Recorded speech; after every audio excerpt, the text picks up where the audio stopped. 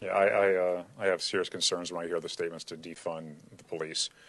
We live in a nation where there are laws intended to protect people, to include the community, protect everyone from people acting in a manner that is in conflict with our values or our principles or our laws, to include oftentimes when we see law enforcement actions that are deemed criminal in nature.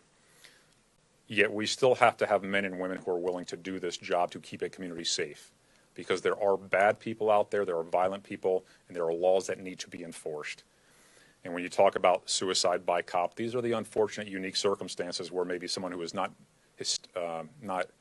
traditionally involved in criminal behavior, but because of stressors or other factors, suddenly they are engaging and initiating an escalation of violence that we have to respond to.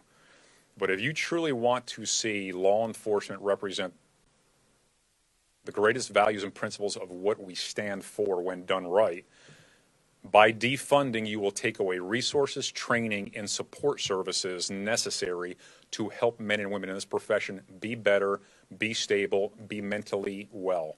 Because you cannot care for others if you are not cared for yourself. Case in point, I have deputies now who have suffered a significant trauma during this event.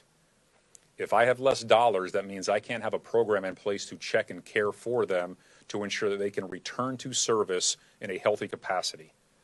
If you defund law enforcement, that means when we make decisions relative to do we have a gun and a taser or just a gun, if we're going to face lethal force, we have to have at least that option available to protect ourselves and others.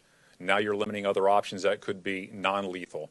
When we talk about defunding, we talk about taking dollars off the table that could be used for training, could be used for internal affairs, could be used for processes that during recruitment and hiring are necessary to identify the most qualified, skilled people who are best suited to do this type of job.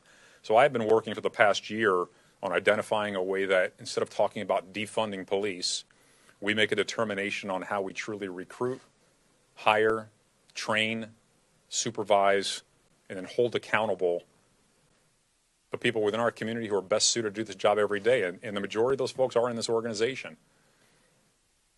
Yet, if we continue to go about this issue as demonizing and criticizing law enforcement without limitations and not recognizing the dangers, the challenges, and the human elements, then we will live in a space that is lawlessness because you won't find good men and women willing to do this job.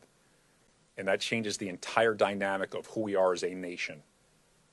So the solution to the problem is to find a way to be better, not find a way to be punitive because we're not happy with what we've seen. I'm the first one to condemn and agree that we have problems in law enforcement that need to be overcome.